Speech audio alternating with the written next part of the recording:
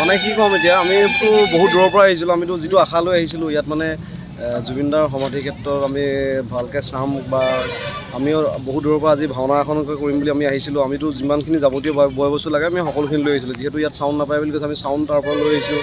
আৰু আপোনাৰ ইয়াতে মানে যিমানখিনি আমাৰ কৰিব লগা কাম আছে আমি গোটেইখিনি লৈ যাওঁ। লাইটৰ কানেকশ্যনটো আমি ইয়াতে পাম বুলি ভাবিছিলোঁ, আৰু DG2 কানেকশ্যন আমি পাম বুলি ভাবিছিলোঁ। DG2 তেলটো আমি যোগাৰ কৰিছোঁ নিজে, কিন্তু এতিয়া ইয়াত আহি দেখিছোঁ যে আমাৰ DG2 বেয়া। আৰু এতিয়ালৈকে প্ৰায় এঘণ্টা সময় হ'ব হ'ল আমি ৰৈ থকা। আমি ভাওনাখন কৰিবলৈ মানে আমি মেকআপ ল'ব পৰা ব্যৱস্থা নাই এতিয়ালৈকে। মানে আমি ভাওনাখন ইমান দূৰৰ পৰা আহিলোঁ, দিনটো ভাগৰে যোগে আহি পেলাই এতিয়া ভাওনাখন কৰিম বুলি অতি হেঁপাহে আহিছিলোঁ। জুবিনদাৰ প্ৰতি শ্ৰদ্ধা জনাই আমি এখন ভাওনাখন কৰিম বুলি, কিন্তু এতিয়া আহি দেখিছোঁ যে পোহৰৰ কোনো ব্যৱস্থা নাই। এতিয়া কেনেকৈ কি পৰ্যায়ত চলি আছে, এতিয়া হেমাহি কৰা হৈছে। এতিয়া আমাৰ কাৰণেই কৰিছে নে হেমাহিটো, নাই আজি ভাওনাখন হ'ব বুলিয়ে কৰিছে নে কোনোবাই, নাই পৰিস্থিতিটো সদায় এনেকুৱা হৈছে আমিতো নাজানিম বাৰু। তথাপিও আমি কিন্তু বেয়া দুখ পাইছোঁ, কাৰণ অন্ততঃ জুবিনৰ লগত মানে এইটো বস্তু হ'ব নালাগিছিলে। কাৰণ কেলৈ যি হ'লেও এতিয়া চাওক আপোনালোকে কিমান ইয়াত দৰ্শক আছে, মানে জুবিনৰ শুভাকাংক্ষী আছে, তেওঁলোক আহিছে। চাওক এতিয়া আপোনালোকে সকলোৱে নিজৰ ফ্লেছ লাইট জ্বলাই মানে চাব লগা পৰিস্থিতি হৈ আছে। গতিকে আমি প্ৰশাসনক অনুৰোধ জনাইছোঁ যাতে এই মানে যিখিনি মুহূৰ্তত ৰাইজে আহে সেই মুহূৰ্তত অকণমান কিবা এটা যে চাব পাৰে, অকণমান বহুত হেঁপাহত আহে তেওঁলোক, কাৰণ কেলৈ বহুত দূৰ দূৰণিৰ পৰা আহে। গতিকে অকণমান সেইটো চকু দিব লাগে, কাৰণ ইয়াততো পোহৰ ব্যৱস্থাটো কৰিব লাগে যিমান যি হ'লেও। আমিওতো আহিছোঁ ইমান দূৰৰ পৰা, আমি এতিয়া ভাওনা কৰিব আহি ৰৈ আছোঁহি।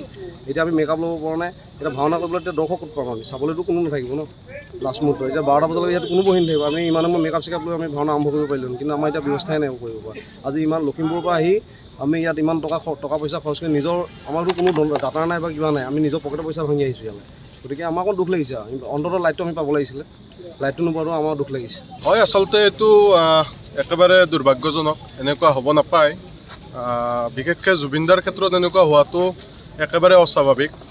কিছুদিন আগতে বাহিৰৰ পৰা এটা পাৰ্টি আহিছিলে জুবিন ক্ষেত্ৰ চাব, তো ধূলি বালি লেতেৰা কিবা কিবি দেখি পালে তাৰপিছতহে চৰকাৰৰ মানে আপোনাৰ দৃষ্টিগোচৰ হ'ল। মানে তেওঁলোকক প্ৰত্যেকটো বস্তু আকাৰ ইংগিত দি পেলাই বুজাই দিব লগা হৈছে, এনেকুৱা এটা পৰিস্থিতি হৈছে।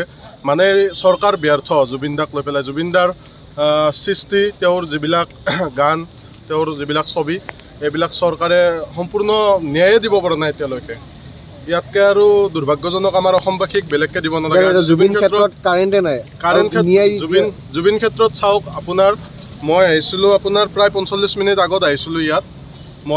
মোৰ হাজোত ঘৰ, হাজোৰ পৰা মই গুৱাহাটীত থাকোঁ। গুৱাহাটীৰ হেঙেৰাবাৰীৰ পৰা মই ইয়াত আহি পোৱা 45 মিনিট হ'ল। কিছু পাব্লিকে কৈছে প্ৰায় 2 ঘণ্টা হ'বহি এতিয়া মানে কাৰেণ্ট। হয়, মই 45 মিনিট 1 ঘণ্টামান এনেকুৱা মানৰ ভিতৰত মই আহি পালোঁ। মই ফ্লেছ মানে মই আগতেও আহিছোঁ। আজি মোৰ লগত নতুন এটা মোৰ লগৰ এজন আহিছে, তেওঁক মই দেখাব আনিলোঁ। ফ্লেছ মাৰি পেলাই গোটেই মানে পৰিৱেশবিলাক দেখাব লগা হৈছে। মানে ইয়াতকৈ আৰু লজ্জাজনক বিষয় একো হ'ব নোৱাৰে আচলতে। জুবিনদাৰ বেলেগ হ'লে বেলেগ শিল্পী বা বেলেগ কোনোবা ৰাজনৈতিক নেতা হওক কিবা হওক, এনেকুৱা হ'লে বেলেগ। আমাৰ জুবিনদাৰ ক্ষেত্ৰত এনেকুৱা হোৱাটো একেবাৰে অনুচিত, একেবাৰে বেয়া কথা হৈছে। এনেকুৱাটো একেবাৰে বহুত লাজ পাব লগা আচলতে। এনেকুৱা হ'ব, চৰকাৰ একেবাৰে ব্যৰ্থ। চৰকাৰে ডিঙিৰ শিৰ ফুলাই ডাঙৰ ডাঙৰ কথা ক'ব পাৰিছে। বৰ্তমান নিৰ্বাচনত ব্যস্ত, নিৰ্বাচনী প্ৰচাৰ চলাই আছে। সম্পূৰ্ণ কিছুমান বেলেগ জেগাত যায়